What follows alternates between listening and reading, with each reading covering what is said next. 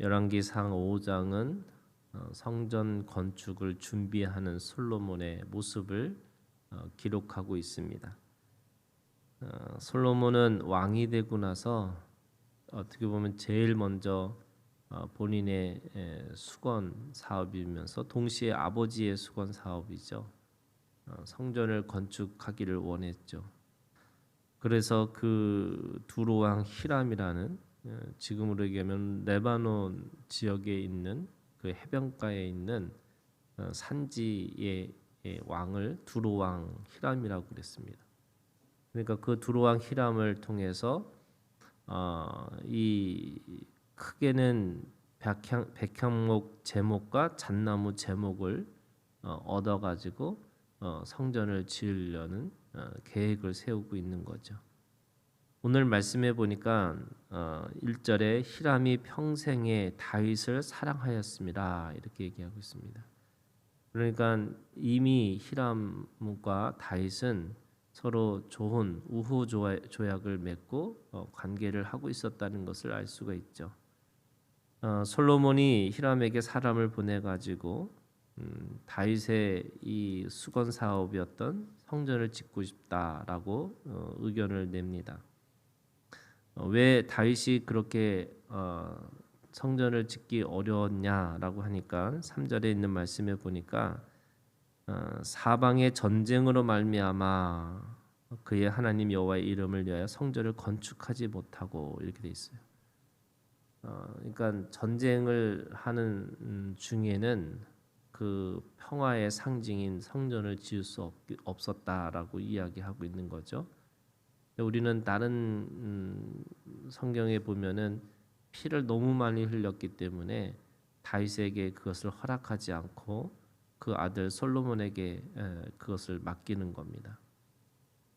이 솔로몬이라고 하는 이름의 뜻이 샬롬에서 온 이름이에요.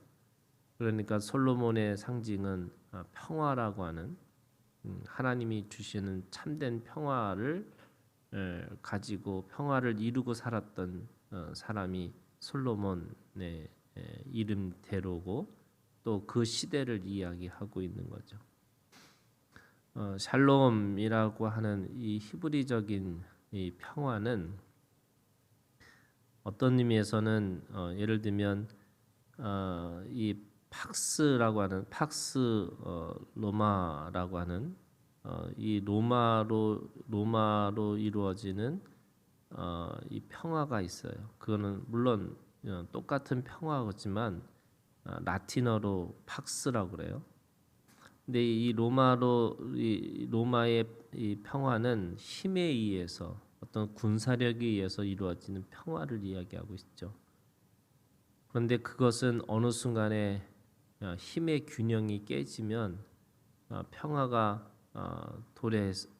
깨져서 또 다른 힘을 가지고 있는 사람들을 통해서 다시 평화를 이루려고 하는, 그래서 눌려 있는 평화라고 할 수 있는 것이 팍스 로마라고 하는 겁니다.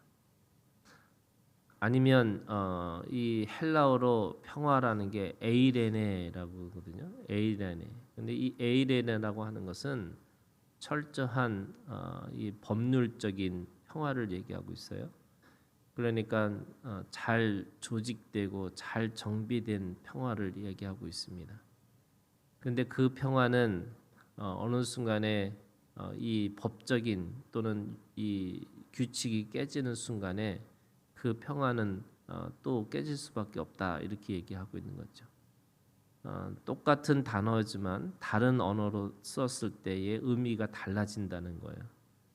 그런데 히브리적인 샬롬이라고 하는 이 평화는 어린아이와 뱀이 같이 뛰놀고 사자와 어린 양이 뛰놀고 또 도저히 하나가 될 수 없는 그런 존재들이 생명력을 가지고 서로가 조화를 이루고 살아가는 거예요.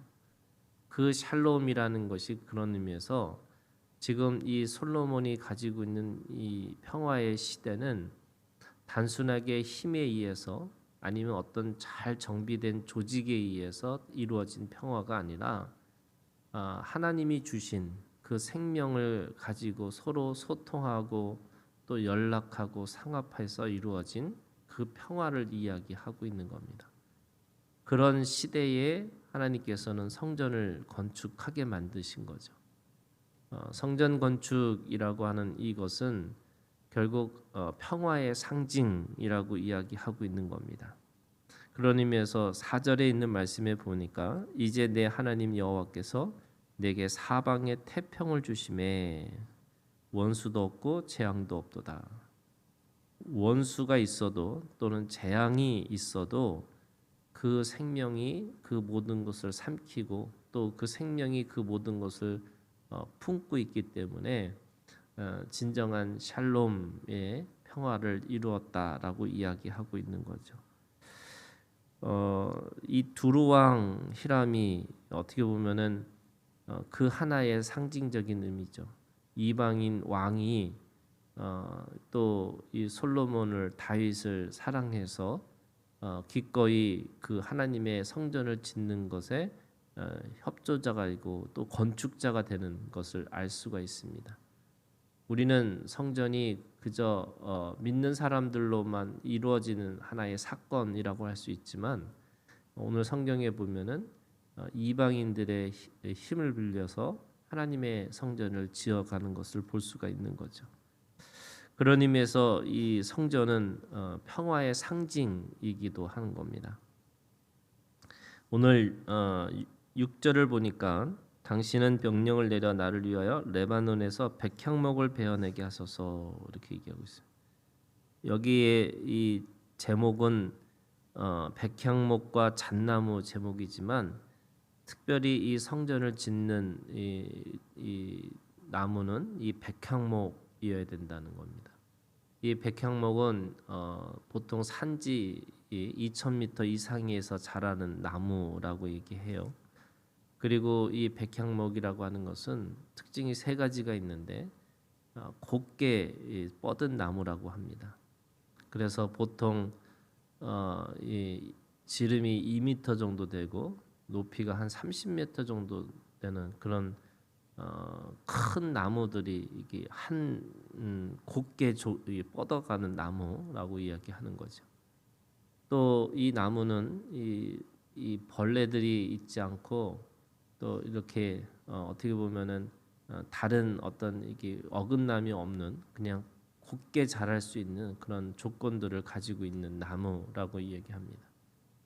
그리고 이 향기가 멀리서부터도 이 냄새가 너무 어떻게 보면 향기로운 냄새가 날 수 있는 그런 나무라고 얘기하는 거죠. 이 백향목을 성전의 나무로 쓰신 이유는 아마 그런 이 세 가지 조건을 가지고 있는 나무이기 때문에 그 성전에서 하나님의 이 정직함이라고 할까요? 또 거짓되고 불의한 것이 없고 또 그 안에서 진정한 이 향기를 낼 수 있는 그런 나무이기 때문에 그 백향목은 이 두루 왕이 다스리는 그 지역에서만 자라는 나무라고 할 수 있는 거죠. 지금으로 얘기하면 레바논 지역인데 그래서 그 레바논 지역에 있는 그 레바논의 국기가 이 백향목을 이야기하고 있는 겁니다. 그랬더니 7절에 히람이 솔로몬의 말을 듣고 크게 기뻐하여 이르되 오늘 여호와를 찬양할지로다 이렇게 얘기합니다. 이 히람도 그 성전 건축을 하는 것에 기꺼이 또 자신의 것을 그렇게 할 뿐만 아니라 지금 여호와를 찬양할지어다 이렇게 얘기하고 있는 거죠. 비록 이방인이지만 그리고 이 자신의 이익을 위해서 지금 그렇게 하겠다고 하겠지만 그 속에서는 이 이방인들을 들어서도 하나님의 성전 건축을 이루려고 하는 그 말씀을 볼 수가 있습니다. 그러면서 13절에 보시면 거기에 같이 일했던 사람들이 나옵니다. 솔로몬 왕이 온 이스라엘 가운데서 역군을 불러 일으키리니 그 역군의 수가 3만 명. 근데 그 솔로몬이 그들을 한 달에 10,000명씩 번갈아서 레바논으로 보내고 그들이 한 달은 레바논에 있고 두 달은 집에 있으며 아도니람은 감독이 되었고. 그러니까 그 모든 이 나무를 제목을 가져올 수 있는 사람들 3만 명을 매달 한 달에 한 달씩 일하게 하고 두 달은 쉬게 하고 이렇게 구조로 이루었고 아도남이라고 하는 사람을 감독으로 세웠다. 또 그거를 옮기는 짐꾼을 7만 명을 세웠고 그리고 돌에 산에서 돌을 뜨는 자를 8만 명을 둔 거죠. 그다음에 그 사역을 감독하는 사람들 그 관리를 3,300명을 뒀다 이렇게 얘기합니다. 성전을 짓는 것이 그렇게 그러니까 호락호락하지 않은 일이기 때문에 그런 어떤 조직과 체계를 또 구조를 만들어서 그렇게 일을 할 수 있게끔 그렇게 만든 겁니다. 17절에 보면 왕이 명령을 내려 크고 귀한 돌을 떠다가 다듬어서 성전의 기초석으로 놓게 하며. 여기서 다듬는다라는 말은 원래 성전은 다듬지 않는 돌, 깎지 않는 돌을 가지고 사용한다 이렇게 얘기하는 건데 이 그것은 어떻게 보면은 그 돌에 가지고 있는 그대로 모습을 떠가지고서 그렇게 쓸 수 있도록 그렇게 만든 것이겠죠. 그래서 18절에 솔로몬의 건축자와 히람의 건축자와 그발 사람이 그 돌을 다듬고 성전을 건축하기 위하여 제목과 돌들을 갖추니라.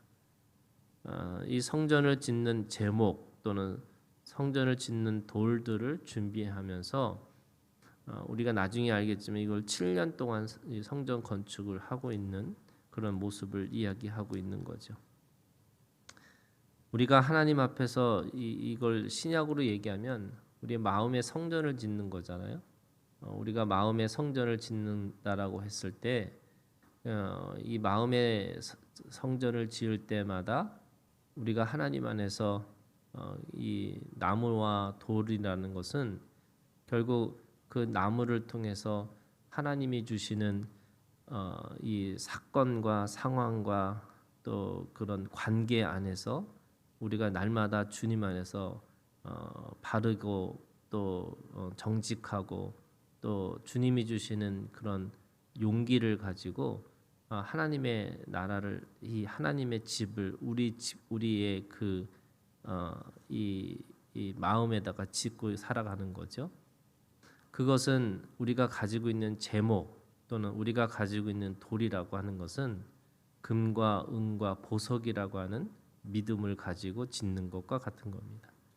그래서 우리 믿음이 금으로 은으로 보석으로 더 단단해지고 견고해지게 그렇게 지어야 되는 건데 나무와 풀과 집이라고 하는 이 불을 통과할 수 없는 그런 제목으로 가지고 그런 돌로 지을 수 없다 이렇게 얘기하고 있는 거죠. 에덴 동산에 들어갈 때 그 불칼을 통과해야 되는데 그 불칼을 통과할 수 있는 믿음은 금과 은과 보석으로 단단해지고 견고해지고 그래서 이 불을 통과할 만한 그 믿음을 가지고 살라 이렇게 말씀하고 있는 거죠. 그 믿음 금과 은과 보석이라고 하는 믿음이라고 하는 것은 고난을 통과하는 믿음이고 또 예수 그리스도를 통해서 우리가 날마다 그 믿음의 능력을 발휘한 믿음이고 또 그 믿음을 통해서 승리했던 그런 승리의 전리품이라고 할 수 있을 겁니다. 그런 의미에서 오늘 우리가 주님 안에서 금과 은과 보석 같은 그런 믿음으로 마음의 성전을 짓는 우리가 되기를 주님의 이름으로 축원합니다.